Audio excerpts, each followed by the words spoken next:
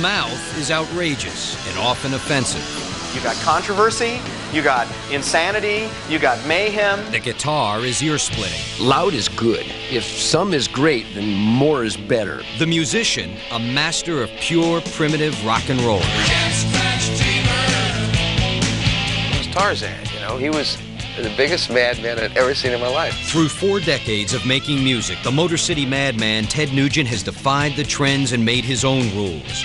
Pro-hunting, pro-conservative, and always pro-Ted. You can call it ego, you can call it bragging, anything you want, but there's only one alpha male, and it's me. A rare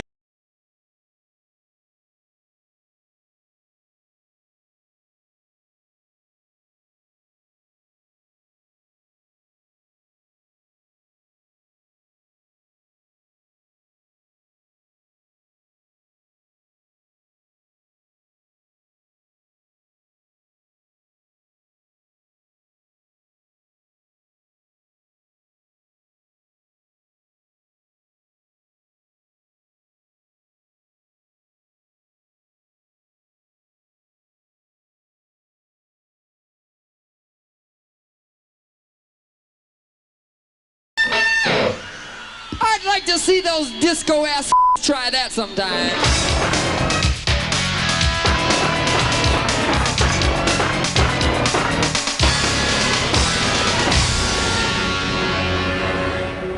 Yamma Yamma Gucci, celebrating the solo man with Hunka Hunka Burnin' Ted right here at 102.7 The Bear, your pissed off grizzly charging up the ass of life. It's 6 a.m. in a remote radio studio in rural Michigan. The Ted Offensive is underway. A daily assault of insults, abuse, and verbal savagery that's to the right of Rush and as hell-raising as Howard. Ted Nugent, full-time, not a damn thing you can do about it. Whoa! The face may be lined and the mane of hair turning gray, but the delivery is pure, raw, unmistakable Ted Nugent. If you're within earshot of the Detroit radio station that airs his show, prepare to be appalled, offended, and outraged. What's a feminist? Some fat pig who doesn't get it often enough? If you want to do the swan dive into some goat urine toxified peanut butter every night, be my guest, just don't splash on me. I think organized religion are good for wars and battles and pissing and moaning, and that's about it. Come on, baby. Oh, I've got a permit, yeah. It's called the Second Amendment of the Constitution. You ever heard about right to keep and bear? What do you think that might mean?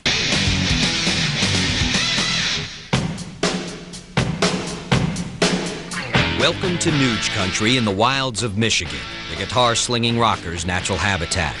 When he's not on the air, he's on the prowl, here hunting white-tailed deer with his trusty bow and arrow. Well, now, there are some endangered species. A nice buck within 20 yards of me, now that's endangered. Ted is an avid outdoorsman with an axe to grind. If you've got a sacred cow, he's likely to hunt it down and carve it into steaks. Bingo. Out here, Ted Nugent commands the landscape like he once commanded the stage, surveying his 900-acre ranch the way he might have looked out on a field of 50,000 screaming fans. Mr. Ted Nugent.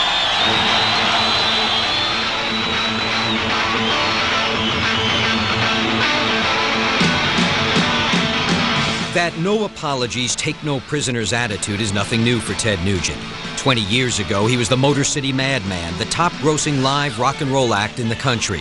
And even then, he had a message. With his blistering guitar licks and leather loincloth, he was a pagan god preaching Ted's rules. Play loud, chase women, and indulge the wild animal within.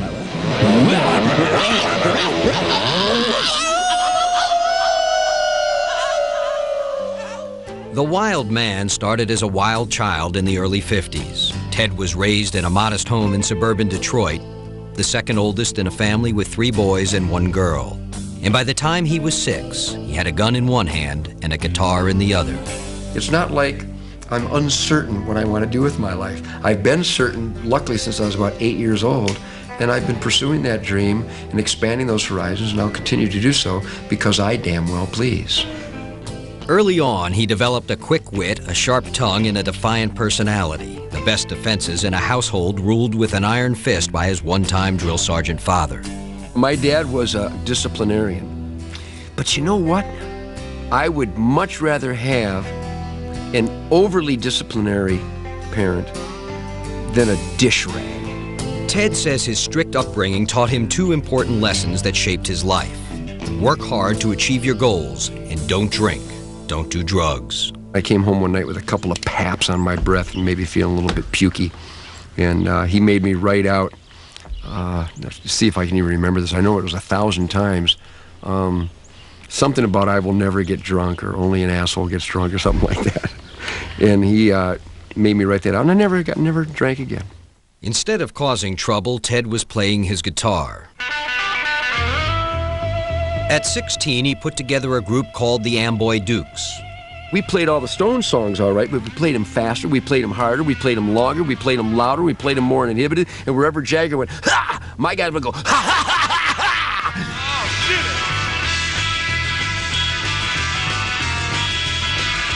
Soon the Amboy Dukes were playing their own songs, and 18-year-old Ted was polishing his warrior act, wearing a massive Indian headdress and dominating the stage. He had a wild reputation. Everybody went to see him with the Amboy Dukes because he was wild, he was crazy, he was uncontrollable. Doug Banker grew up watching the Amboy Dukes stun the crowds in Midwestern nightclubs. Many years later, he would become Ted's manager. And he was just the fastest guitar player, the fastest talker, the wildest guy on stage I'd ever seen. And people would see these noises coming off stage. You go, you gotta see this guy. This guy is the devil! It's the devil with the guitar! Oh, don't get too close to him! When they wanted to get even closer, it was beautiful. Oh, I loved what I was doing. I didn't know what I was doing, but I sure loved it. The Amboy Dukes' big hit came in 1968 with Journey to the Center of the Mind, written by lead singer Steve Farmer.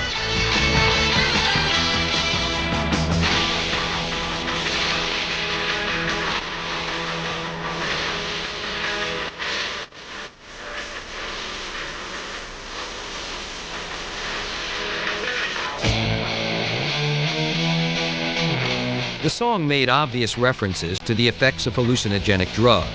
There were opium pipes on the album cover, but Ted insists he had no clue what the song was all about. I'd been criticized so many times because, oh yeah, sure, Ted, you didn't know that was about drugs. I hadn't the faintest idea. I thought Journey to the Center of Your Mind, you know, that's a good idea. A person should always reflect. Even in the liberal 60s, Ted was a die-hard conservative. While the other kids were turning on, tuning in, and dropping out, Ted was as straight as an arrow and packing a pistol. And for not following the herd, he faced the constant ridicule of his fellow musicians, even his idol, Jimi Hendrix. He offered me a toke off his joint, and I went, no, man, not me. And he kind of snickered at me. And I think he had seen the gun that I was carrying, and he asked me what that was all about, and well, not about anything. He had a pocket knife and a clean hanky and a pistol. Stuff a guy can use. Ted passed on the drugs, but admits to indulging in double doses of sex. Oh, yeah! I like them big white furry things, baby.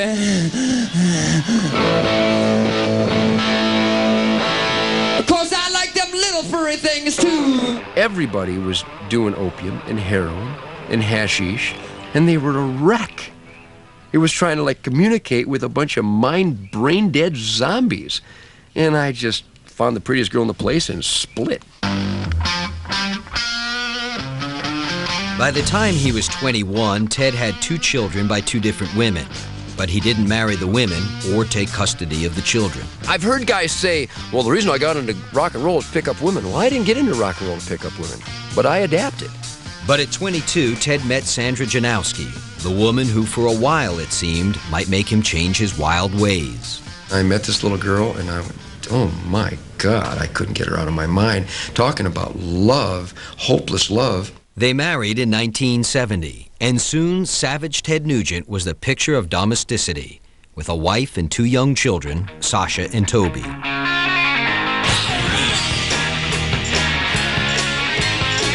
Now settled at home, he was ready to stir things up in the band.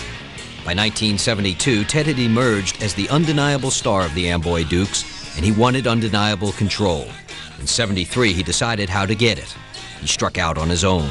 I was busting my ass, and I was driving the truck, and I was setting up the equipment, and I was booking a lot of the concerts, and I was creating a lot of the artwork, so I knew I was a force to reckon with. Call it ego, call it whatever you want, that's how it was.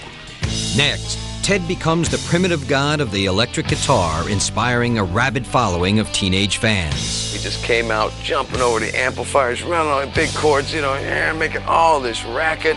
And later, Ted's financial fiasco, from loads of cash to less than zero. We had a bunch of inefficient, stardom-addicted business associates. When Behind the Music continues. Sunday nights on VH1. GNC and other health food stores. By the spring of '74, the force of nature known as Ted Nugent was coming into his own. He was just 25 years old, and he and his young wife had 2 children. And Ted was starting a new band with a name that said it all. I decided to just call it Ted Nugent because I had specific musical statements to make and a few political statements within the structure of the lyrics. That it was definitely my vision.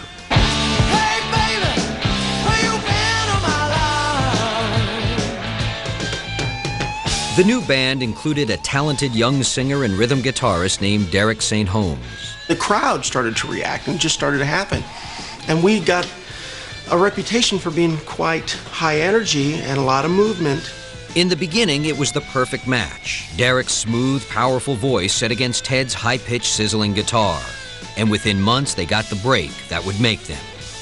David Krebs, the high-powered promoter behind the band Aerosmith, decided to sign them up. I went to a CBS Records convention, and they showed a promotional film of Nugent, and I said, wow, this guy is phenomenal.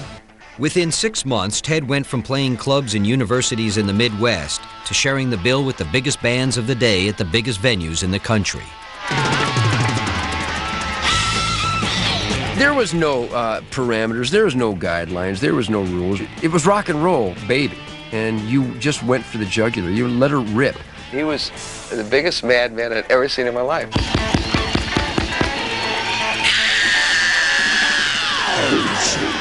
It was 1975. Sammy Hagar was a young singer just starting his solo career. He remembers watching as Ted became a possessed demon on the stage, whipping his fans into a screaming frenzy. We just came out jumping over the amplifiers, running on big chords, you know, and making all this racket, and then busted into a song. I thought, wow, man, this guy's like really good and obnoxious. The craziest things you can come up with are the best things. Flaming arrows are cool, loincloths are cool, ropes are cool, detonation devices too close to people's hair. Now that's cute.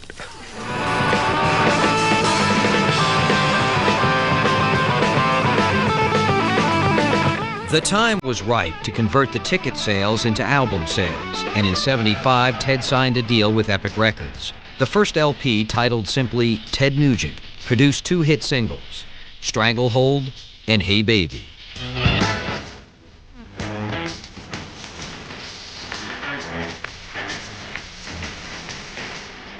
Derek St. Holmes sang 8 of 10 songs on the album, including the hits. This was not a band of equals. This was the Ted Nugent Show. And Derek says Ted would never let him forget it. I couldn't blossom. I wasn't recognized for the singer.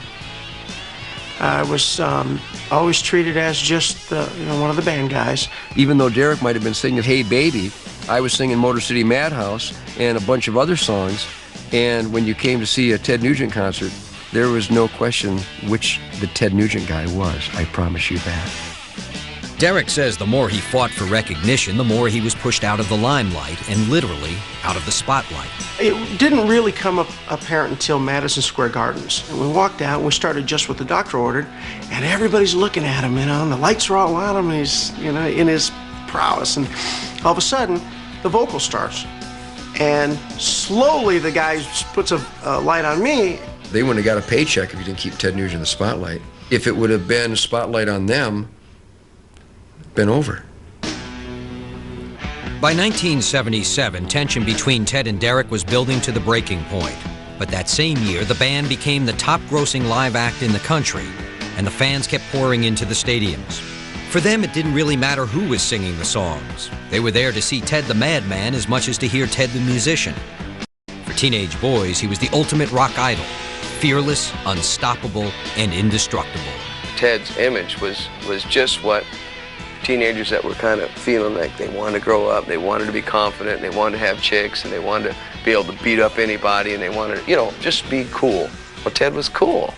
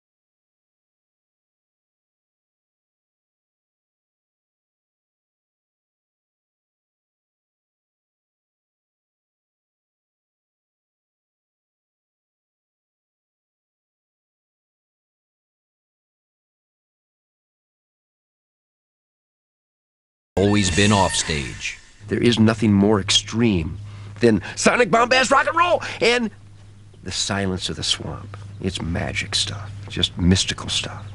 When Ted wasn't on the road, he was in the woods, pursuing his other lifelong passion, hunting for wild game. But his intense hunting and touring schedule left little time for his domestic life. At home, a distance was growing between Ted and his wife, Sandra. Maybe I was on the road too much. Maybe she felt that I wasn't around enough when she was pregnant and had the kids.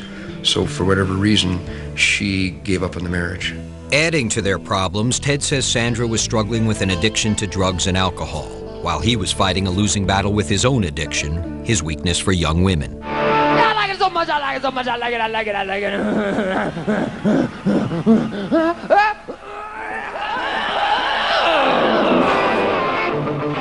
I was monogamous around the clock. Kinda. Young girls were infatuated with Ted, and when his willpower was put to the test, he failed miserably. Oh, they were just everywhere. You had to get a crowbar, just pummel them. Knock them off the doorknob. They were hanging on your lingai. Yes, it could have been whiskey, it could have been drugs, but no, I was a wang-dang addict. I mean, I was addicted to girls. Addicted. It was hopeless. It was beautiful. In 1978, after 8 years of marriage, Ted and Sandra filed for divorce. Ted fought and won a bitter battle for joint custody of their 2 children. And that judgment, boy, you don't give up, do you? And I went, that's right. Why do you think they call it Tednacity? Now primed for battle, Ted took on his other adversary, Derek St. Holmes. On the next 2 albums, Free For All and Cat Scratch Fever, Ted made sure he was the one singing the hits. It was a battle for dominance, and Ted was a master at marking his territory. And that's a little lump of reality. You can call it ego, you can call it bragging, anything you want. But there's only one alpha male, and it's me. When the dollar, rip it out. I got me a rock and roll band, it's a Free For All. Next, Ted heals from the heartbreak of his divorce with a little help from a 17-year-old girl. Just really wasn't a terribly appropriate situation in most people's eyes.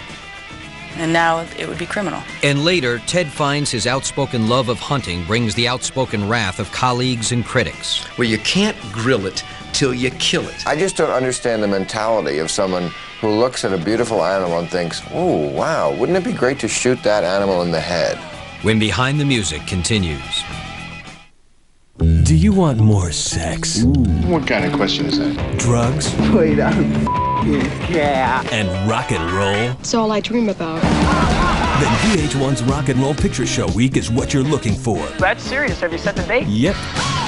Starts Monday at 9/8 Central with a Prince double feature, Purple Rain, followed by Under the Cherry Moon. Oh, that's great! Only on VH1, home of the greatest music movies known to man. Well, you guys, this is the big moment. Presenting the new Keds. With thicker soles and built-in comfort, these new styles give you the one thing you can't even get from your best friend. And you can wear it again. A choice.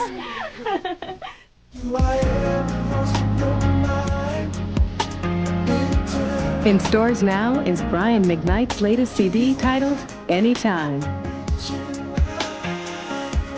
Anytime includes a variety of 12 smooth hits featuring You Should Be Mine and Anytime. Anytime. Available everywhere on Motown Records, CDs, and cassettes now. Available at all Sam Goody and Musicland locations. To demonstrate the unique construction of a Simmons Beauty Rest pocketed coil. I wonder what would happen on our mattress.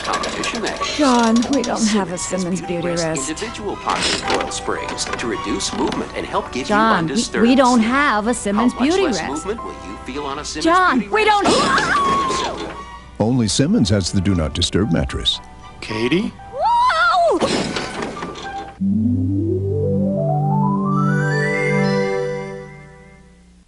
For men, healthy hair starts with a healthy scalp. New Total Hair Fitness shampoos with natural plant extracts actually help stimulate the scalp and unclog pores for stronger, healthier hair. New Total Hair Fitness. 294651.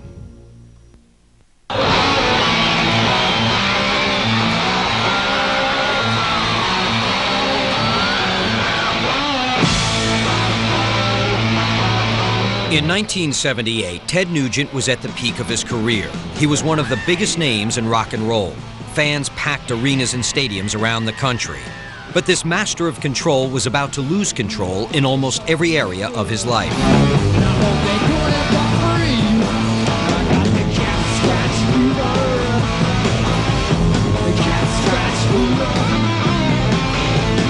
In March, Ted was playing to his largest audience ever at California Jam 2.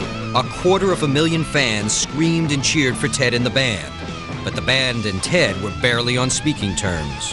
There was so much animosity built up. You know, if we talked, it was throwing words at each other. Ted and his singer, Derek St. Holmes, had gone through 4 years of dueling, posturing, and battling for power. But there was no question who would emerge the victor. I will never give up my vision for someone else's desires. Call that greedy, call it whatever you want, but I'm going to die someday, and I don't want to miss out because the guy who was not a lead dog was given a shot, because they were given shots, and it was the worst thing that could have happened in my career. The day after California Jam, Derek quit, and the bass player, Rob Grange, followed close behind. The group that had helped make Ted Nugent a star was gone. People wonder why it went away in '79. It's because we weren't there. And without the same 4 cards, you don't have the same hand anymore, and you can't play the game the same. The bottom line was that Nugent's biggest selling records, I think, were with Derek in his whole career. But in true Nugent fashion, Ted forged ahead. Within a month, he'd hired singer Charlie Hune to replace Derek and went right back on the road. He also got right back into romance. Soon after his divorce, Ted found a new love, a young girl from Hawaii named Pele Massa. She was like a dream, a fantasy, exotic dream of mine to meet her. Ted was 30 years old, Pele just 17. I was underage, and even back in the wild 70s, it just really wasn't a terribly appropriate situation in most people's eyes. And now it would be criminal. Ted admits to a number of liaisons with underage girls, and while it may have raised eyebrows, it never raised the interest of local authorities. Ted charmed the girls' parents right along with his teenage lovers, and in the case of Pele, her mother signed papers making Ted her legal guardian. I got the stamp of approval of their parents, because they figured better Ted Nugent than some drug-infested punk in high school. Pele says she discovered a tender side to tough guy Ted that his fans wouldn't have ever imagined. Romantic, sweet, soft. He held all the qualities that you would want in your man when you think of romance. He wrote the kind of love songs for her only Ted Nugent could invent, with titles like Wango Tango and Little Miss Dangerous.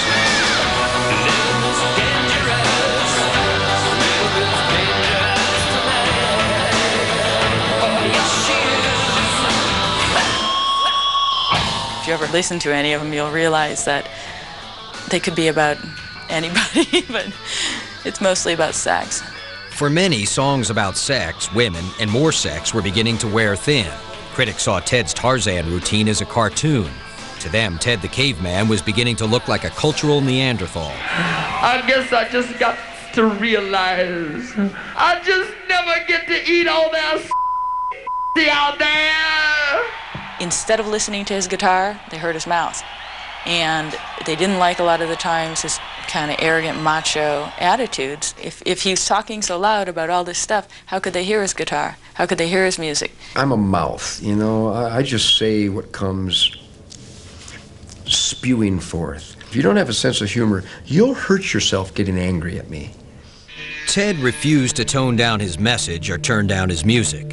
And with the exception of longtime, die-hard fans, the public just stopped paying attention. It's like too much of a character to where not subtle enough to where you get it the first time, and the second time you're loving it, and the third time you're saying, oh, I kind of saw it before, and after that, you're kind of over it. But Ted was about to get news that was far worse than his declining popularity. News that he's never before made public. In 1980, after years of earning millions from concert tours and record sales, he discovered he was broke.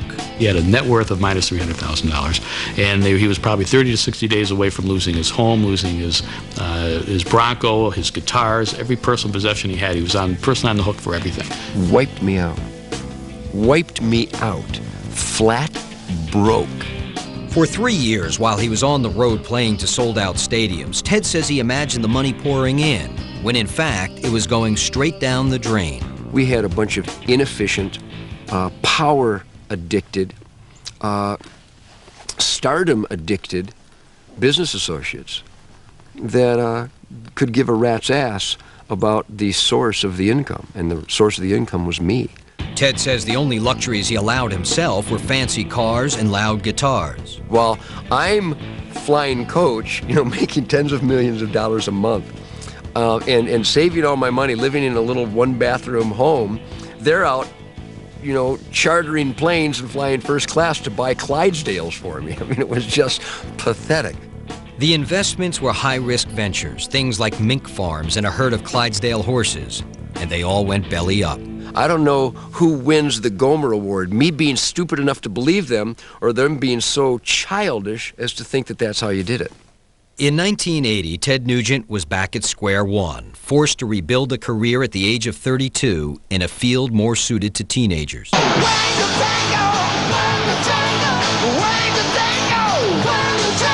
But as usual, Ted took the setback in stride. He went right back in the studio, recorded a new single, Wango Tango, for a new album, Scream Dream, and hit the road to start replenishing his bank account.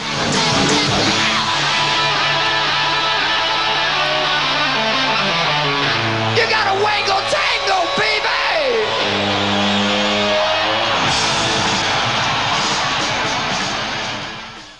But in September of '82, Ted was rocked with more devastating news. Sandra, his first wife, and the mother of 2 of his children, was killed in a car accident while driving under the influence of alcohol.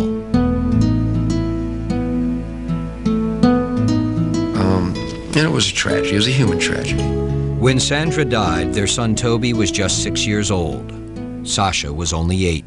I woke up in the middle of the night, I had a dream, and I was crying, and I was yelling for her, and she didn't come. My dad came in the room, and he was crying, and I was crying, and he told me what happened. It represented everything that I hated in life.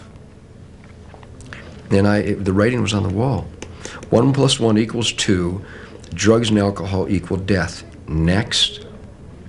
Coming up, Ted the Hunter finds himself in the crosshairs as a target of death threats. These animal rights people, they're just terrorists. They're lunatic fringe. And at the age of 42, he records the biggest selling single of his career.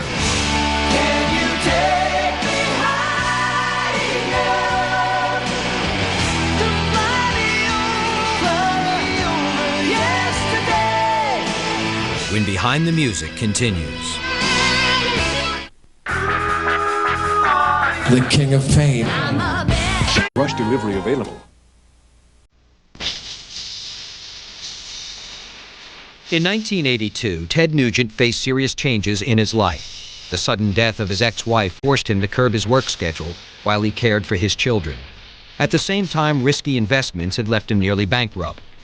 But Ted never doubted he'd resume his position as a top dog in rock and roll. I was still Ted Nugent. Instead, he cleaned house. He fired his financial advisor and parted ways with David Krebs, the manager who helped make him a superstar. As Ted's star was falling, he says he needed more attention than Krebs could give him.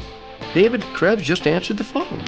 He never made a musical recommendation, never made a logistical recommendation, never made a human recommendation. If I were a one-act manager, maybe I could have controlled that better. But if you're with a bigger management company, you pay the price for how much personal attention can one person give.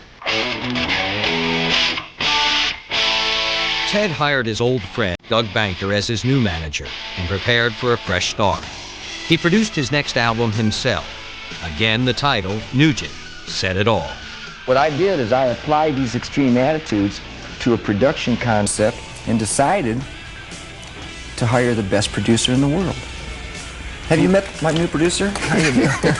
But even under Ted's total artistic control, Nugent didn't exactly set the world on fire. The album failed to break into the top 50. A greatest hits album released just months before had failed to enter the top 100. Got to face those consequences. It's time to strengthen our defenses. Gotta tell them right now that we are still tough. But Ted refused to change his act to reflect the changing times. Sexist attitudes and lewd gestures continued to dominate his shows. But he did begin to expand his message. The song Bound and Gagged wasn't about sex.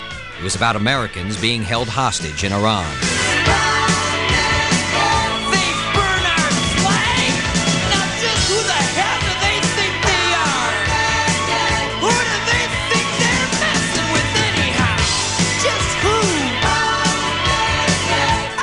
The rest of the world better put up or shut up, because we've pretty much had enough. Ted was becoming a different kind of rock and roll outlaw, embracing causes almost nobody else in the music industry would dare to touch. He was proudly and openly a right-wing conservative, pro-guns, pro-hunting, and pro-law enforcement. He even became a deputy sheriff. When it really gets savage, when it really gets dangerous out there, there's a red phone that rings downtown. It's the Ted phone. And when things get really violent, real scary, they go, this is a job for the rock and roll cop. This is a song called Put Up or Shut Up. 1, 2, 3, 4. By the mid-'80s, Ted was taking on the role of a committed activist. He testified before the Michigan legislature about the preservation of hunters' rights. He did public service announcements promoting his lifelong stance against drugs and alcohol. Say no to drugs. Yeah, like you got a choice. You got a brain, you got a choice. Ted was quickly becoming a man with a message beyond his music. The caveman rocker clubbing the audience with ideas as well as decibels. What's right is what's right. What's wrong is wrong. And it's about time this country just drew a line in the sand and said, those that don't understand the Ten Commandments, those that don't understand the Constitution, you. But his self-righteousness and family values rhetoric didn't seem to extend to the rules of fidelity. His girlfriend, Pele Massa, says during her 9 years with him, Ted was constantly succumbing to the temptations of the road. The women on the road are the game, the kill. It's the thrill of the kill. It's to get out there and to pick one, go after it, get it, snag it, bag it, and give it cab fare. While Pele was left at home in Michigan taking care of Ted's children, Ted was often on tour, left to his own devices. We were not married, so when we had our typical cat fights, I would resort to diversionary tactics and alternative flesh management. And so maybe that wasn't the right thing to do for Pele. But if we were apart and we were pissing and moaning at each other, I felt like I was free to do so. He lost his first wife to his infidelities. He lost me. And when things like this happen, the people that really get hurt are the children and the people that are the ones left. Finally, in the summer of '88, Pele's patience had worn out. she left Ted and the children, who for nearly a decade she'd been raising as her own. She definitely was a big part of raising Toby and I. She's like my mom. Yeah, she's very special. He didn't consider me or the children or the consequences, obviously. But Ted was already moving on. Within months, he met a beautiful young radio reporter named Shemaine Dizelle, who would become the next love of his life. I couldn't keep my eyes off her, and I couldn't keep my hands off her. We just connected, and ever since then, we've been inseparable. Ted and Shemaine got married in a whirlwind Las Vegas ceremony with actor Kurt Russell as the best man. We basically dated a few times, got engaged, and got married, all within 3 or 4 months. And just as quickly, Shemaine was pregnant, and Ted was a father again to a son named Rocco Winchester Nugent. But Ted didn't take much time out to enjoy his new domestic bliss.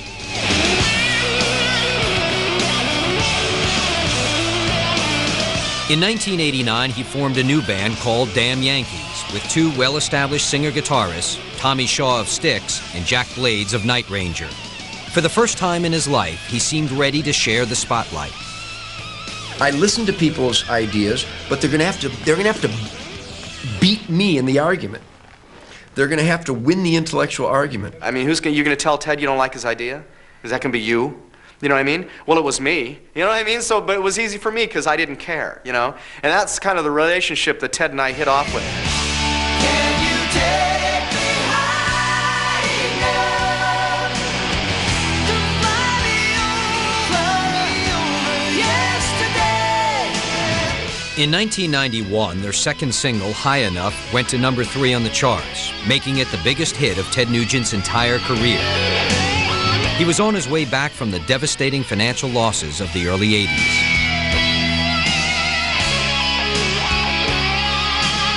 But as much as rock and roll, Ted's passion for hunting was taking center stage in his life and would provoke the harshest criticism of his career. In 1989, he began producing gritty hunting videos like this one called Down to Earth. They feature footage of Ted stalking and killing game with his bow and arrow, scenes that animal rights activists find appalling. Well, anybody that interprets what I do as bloodlust is knee-jerking and they're being dishonest, because you can't grill it till you kill it. And when you high-five and maybe even dance a little bit around the dead animal, that's a prayer in its own way.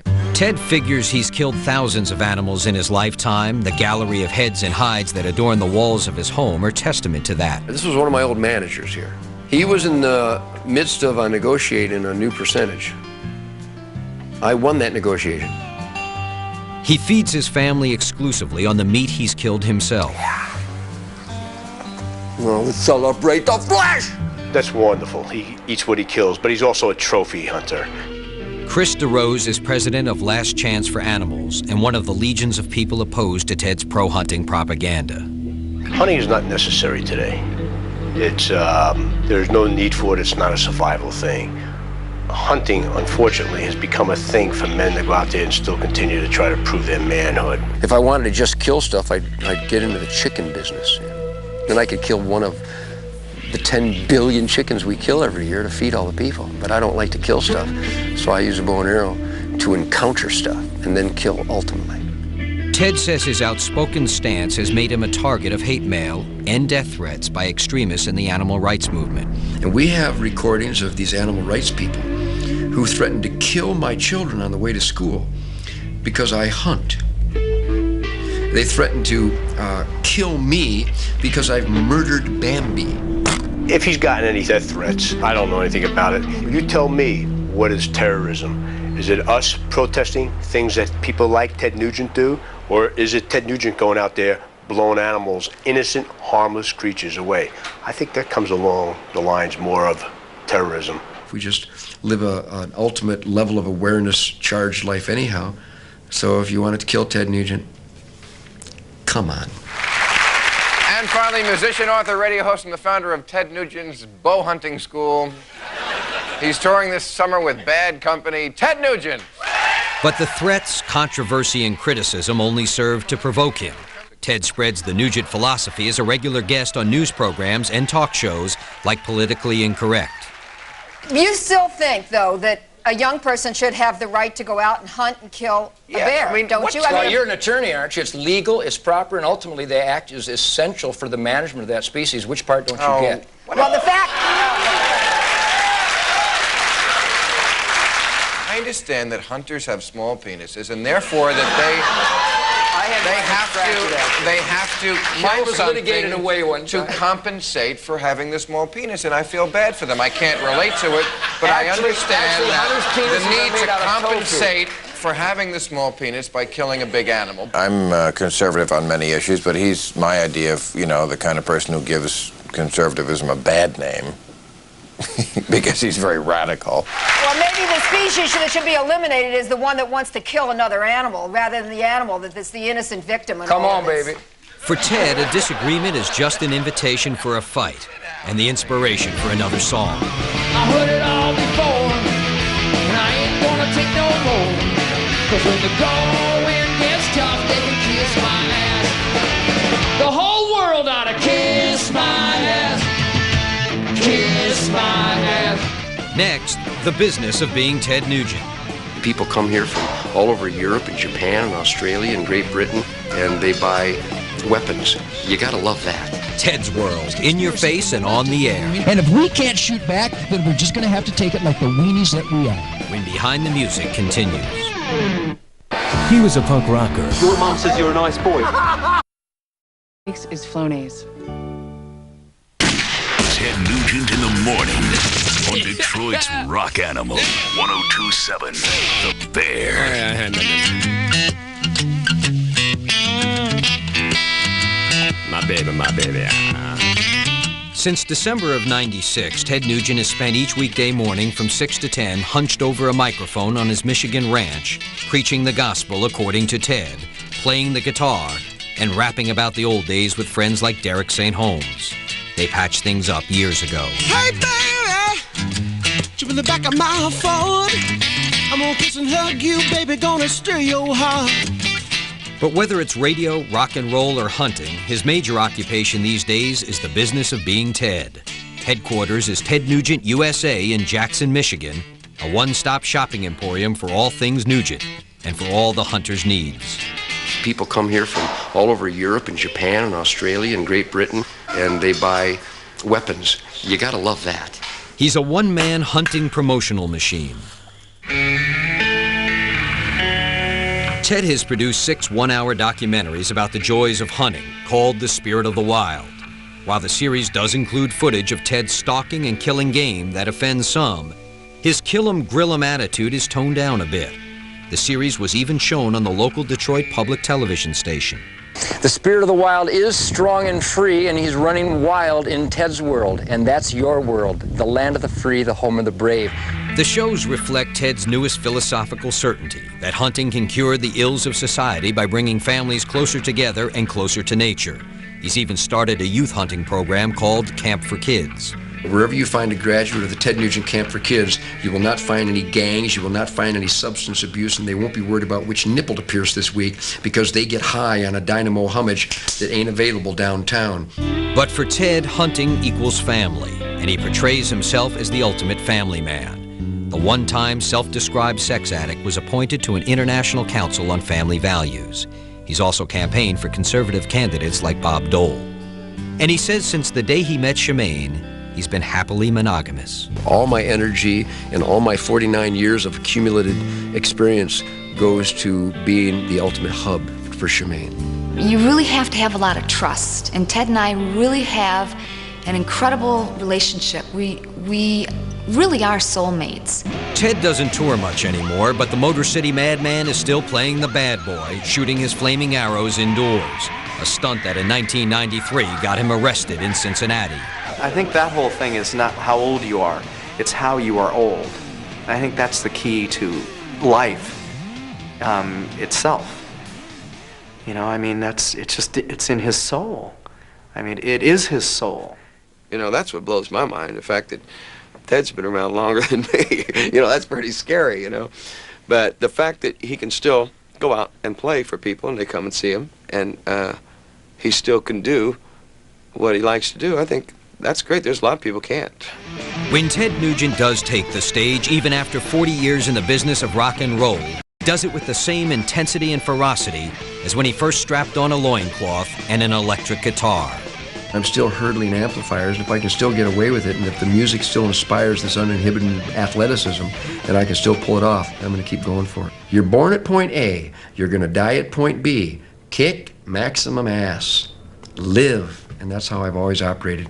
Until I become crippled or dead, that's how I'll conduct myself.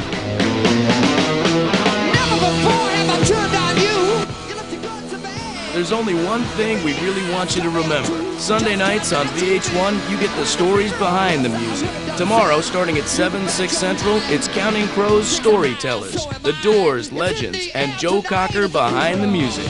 Sunday nights, get the stories behind the music, only on VH1. Baby!